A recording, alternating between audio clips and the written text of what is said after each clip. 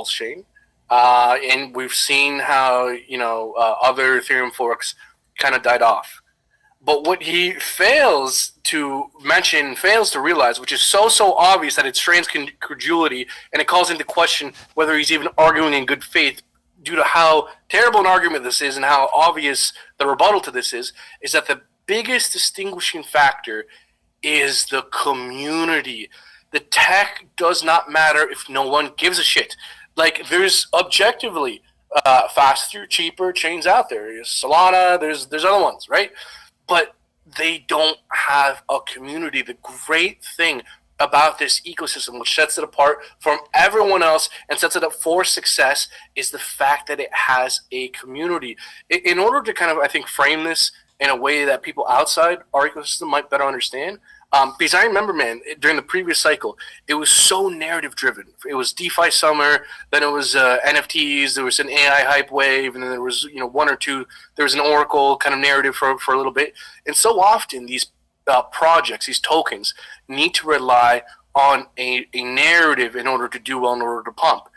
But even meme coins. But in another, if we kind of attempt to frame and understand what a narrative is in a different sense. Essentially, it's just a hyped community who's really excited about it, right? That's essentially what creates a narrative, which is exactly what Pulsechain has, except unlike a narrative that's fundamentally, dies off over time or has the potential to die off over time, a community, a fervent community sticks around over the long term. There's a bunch that are in this thing for at least the next 15, 12 years, right? That's what fundamentally sets us apart, which sets us up for success. There's so many other projects who spend. Welcome back to the channel, and I hope you all are having a good weekend. I hope the video is coming across clear for you all. I want to kind of be quick with this today. I came across a few videos that I thought were interesting, and I just wanted to give my thoughts on them real quick. The video in question, I think we're talking about, it was called Why Pulsechain Sucks. I also came across this video, Why the Hex Ponzi Scheme Scam Goes to Zero, right? I thought they were interesting videos, and I want to give some replies about them. Now, the first video is done by a person by the name of Jerry Banfield. Jerry Banfield might be the single most influential person when it comes to onboarding people in the cryptocurrency as an individual that I'm aware of.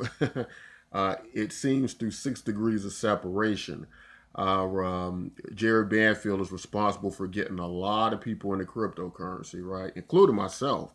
And so I think a lot of people are probably somewhat aware of him through some form or another. And I think that's extraordinary, right? I think that's a good reputation to have.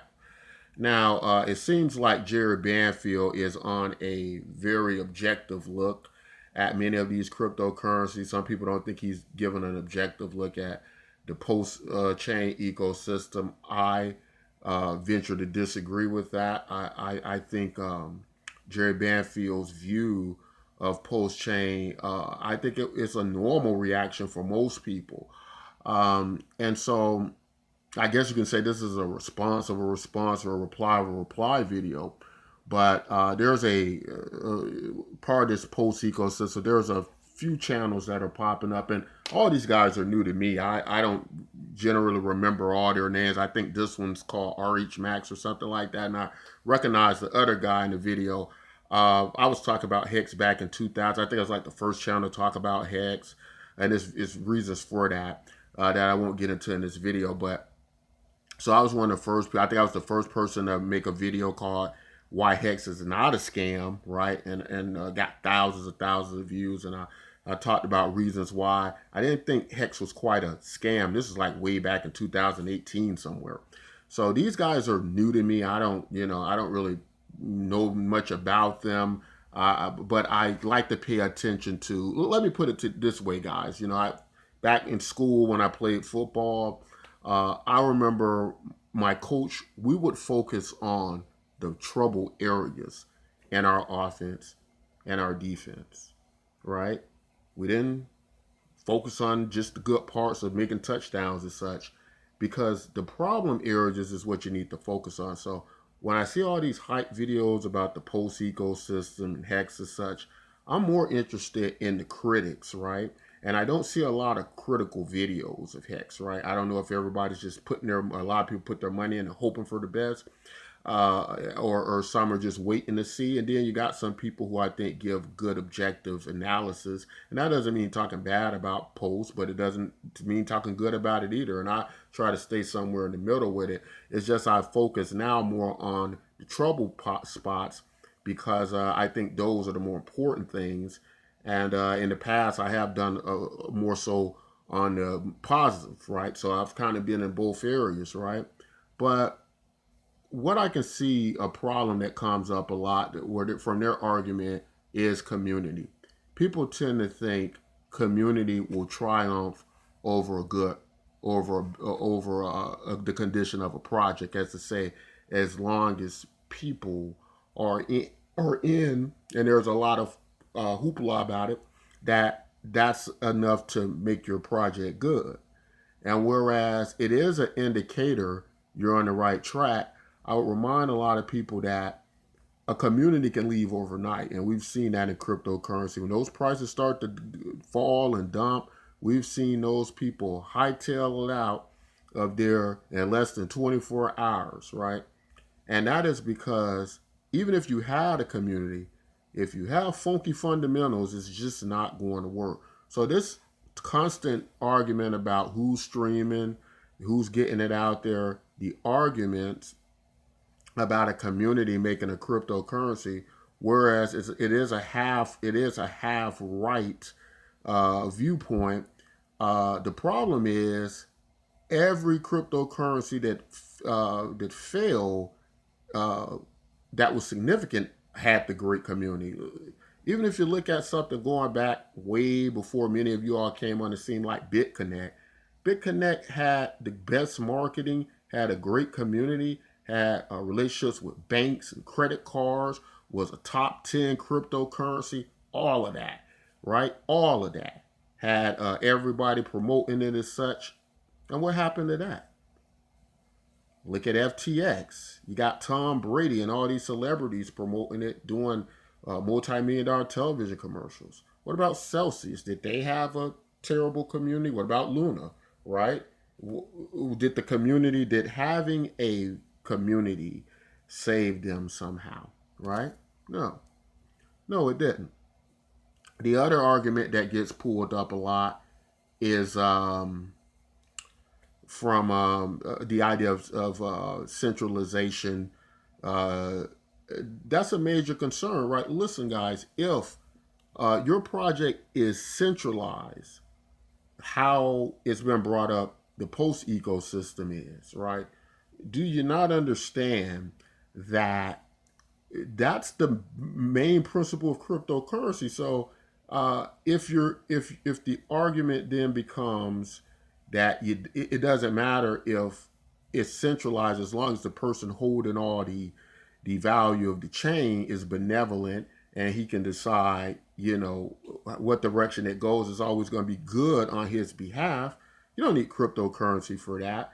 You may as well just make a centralized chain, similar to how they say Binance runs, right? That's neither here nor there about the condition of a blockchain or a cryptocurrency, right? So that's why Jared Banfield makes that argument a lot.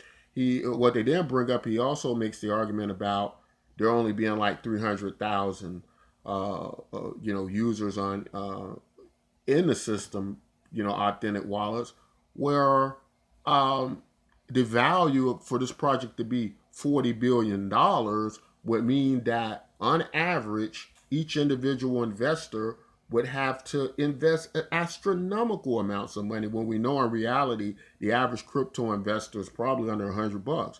And so that sets off a lot of red flags. And then when they bring up the argument of arguing in good faith, that Jerry Banfield is not arguing in good faith, I would turn the question back on them. Are they arguing in good faith? Are they not the ones who have their bags in Pulsechain? And if so, are we going to ever get a balanced argument from them?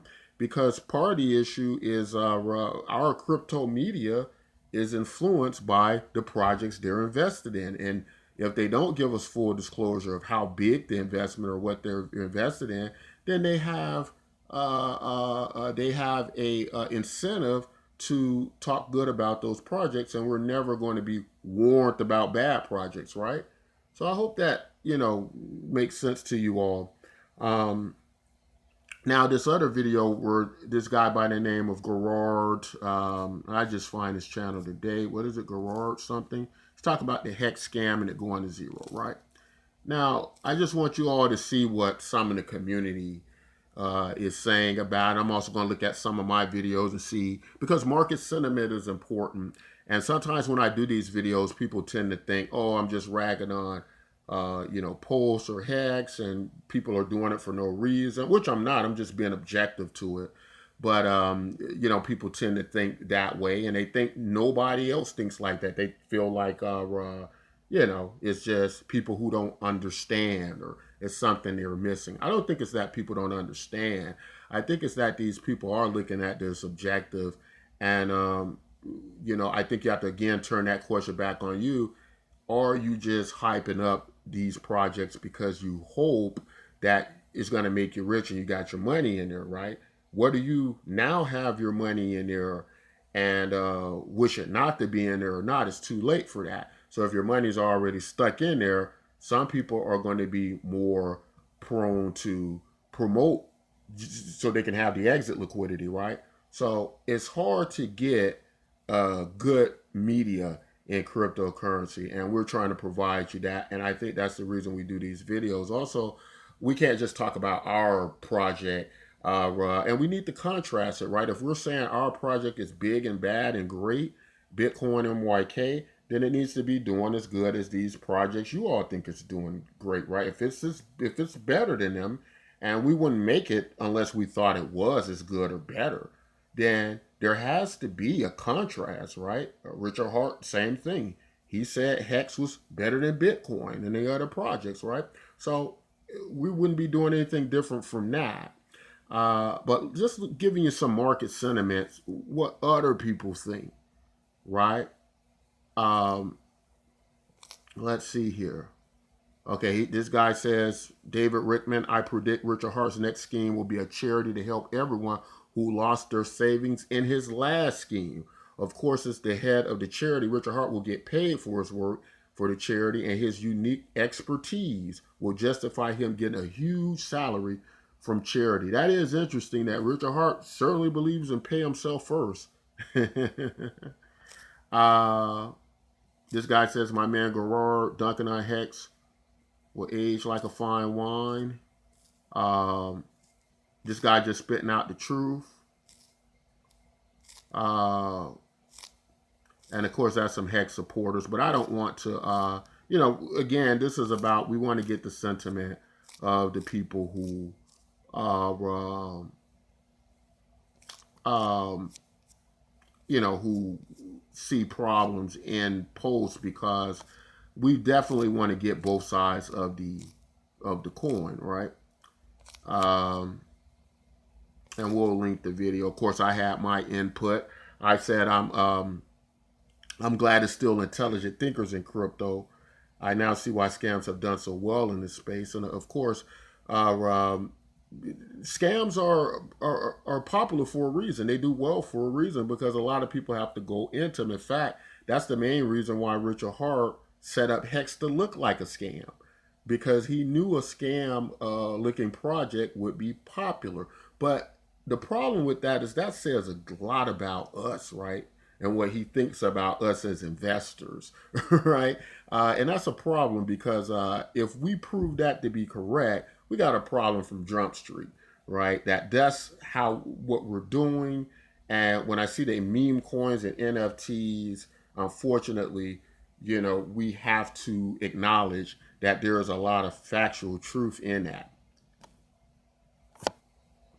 All right, so back here on some of our videos, interesting comment from Cryptoria in relation to our direction in the post community and our project. He says, how will your project ever succeed if you spend your time fudding Pulsechain? Stop wasting time.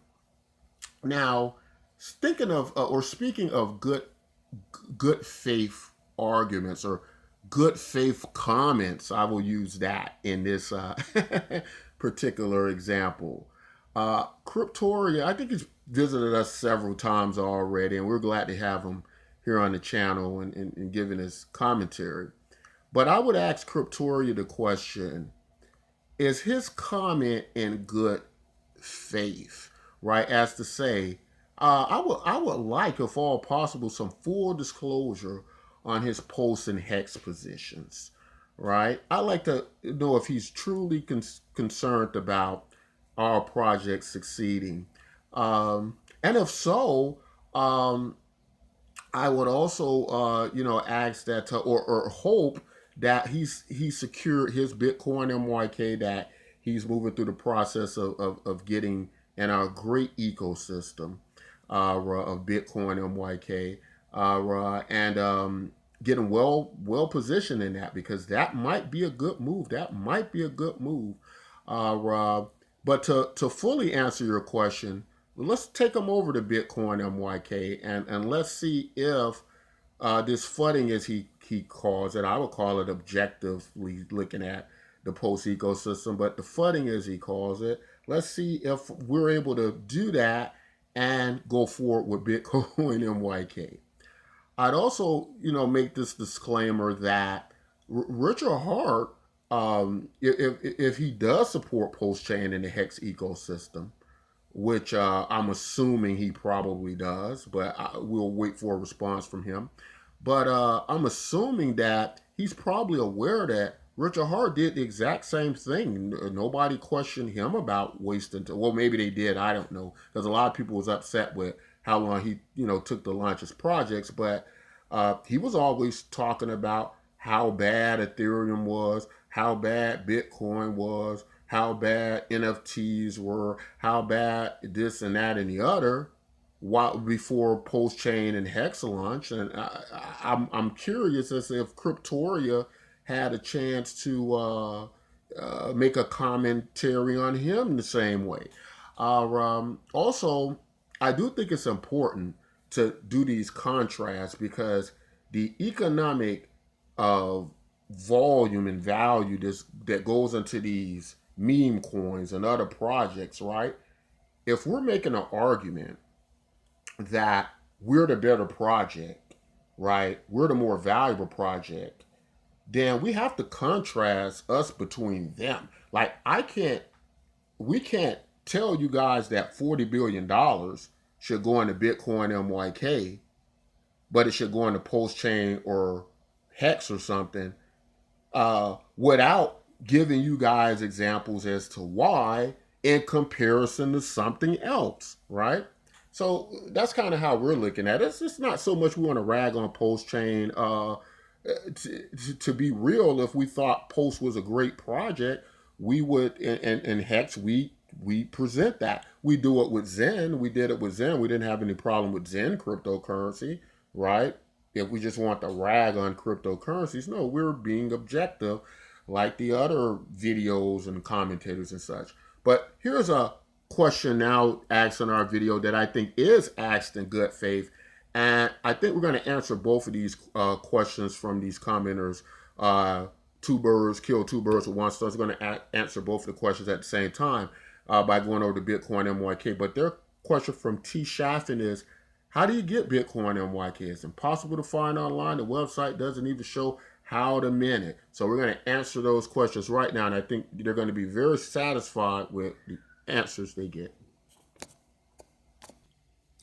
All right, over here on Bitcoin MYK. So to go back to Cryptoria real quick, the question as to what we're doing, right? Well, looks like to me there are people joining Bitcoin MYK every day, getting a wallet. Sign up every day. It's not a day goes by that people aren't joining our project.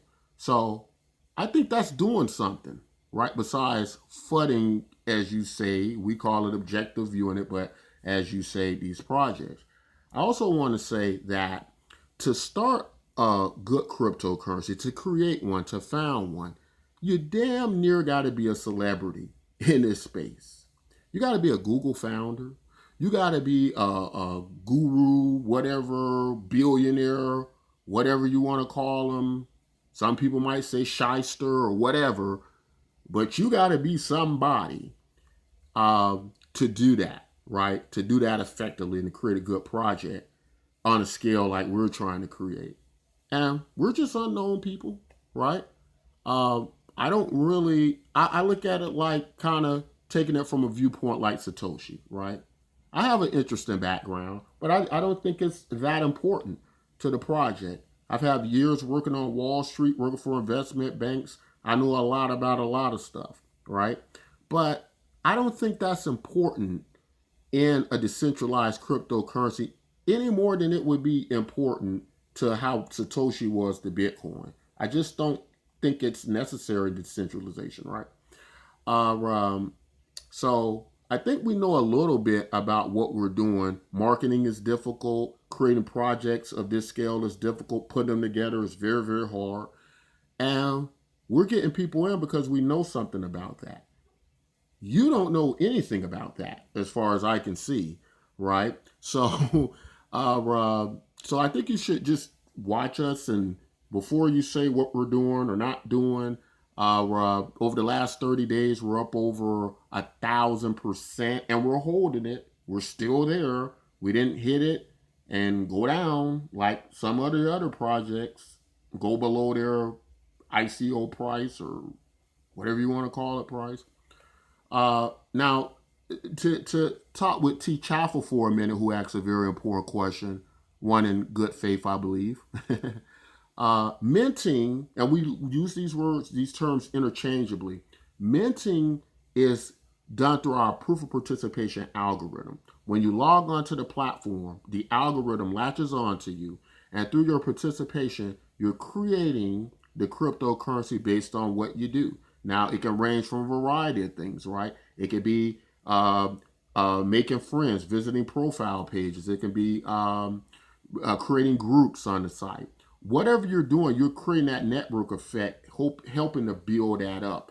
And what we're trying to do is decentralize the minting and mining process to the point anybody has the technical aptitude to do it. In other words, the proof participation algorithm does that. It does all of that, right? Your participation is what mints the coin. So I do think it's fair in the frequently asked questions part. You can go there for most of the information. FAQ, just click on menu. Right. I do think it's fair to, we can make those words interchangeably more, like say minting and using the platform. The participation algorithm is the same thing as minting. We just try to use that because it's creating and producing the coins, and that's, it's decentralizing it because everybody can participate. In other words, if I was a Bitcoin miner, I have to have the mining data centers worth millions of dollars to be able to compete with the other miners, to be able to even make be in order to even be productive and be profitable, right? So I have to have all these mining data centers, right? With the Pulsechain, I think you have to have like 32 million pulse, right? And so every time those steps are included, it further centralizes the minting and the mining. If you look at something like Zen, they're minting on Ethereum, but the gas fees are going so high, it's cutting a lot of people out, right? And the same thing seems going to happen on the Pulse chain. With us, we found ways to decentralize this network. So, in very simple layman's terms, to Chafa, and I'll leave a comment back to you because I just came across your comment, but in very simple layman's terms, your participation is the minting. You just log on to the site. When you log on to the site, you're going to begin through proof participation to mint the cryptocurrency, right? If you have any other further questions about it, more technical questions, as the video is already run too long, I don't want to get into them, but We can communicate. You can we have live chat support here on BitcoinMYK.com. So feel free to ask questions, and we will go into frequently asked questions thing and make a section clearly for minting and mining to help you guys understand that those are the same thing, and they're very easy to do. We are lowering the barrier entry. Everything's totally free, so you don't have to pay for it. And again, we invite you to watch many of our videos and such. And maybe we'll do a video specifically on minting because I think that was a good question. But that's all I want to say in this video. Guys, until next time, take care of yourselves and each other. Don't forget to join Bitcoin MYK today. The Bitcoin MYK inflation token, which supplies the citizens dividend, will be launching this week. And so you definitely want to be part of that. That's all I got for you today. Till next time, as always, take care of yourselves and each other.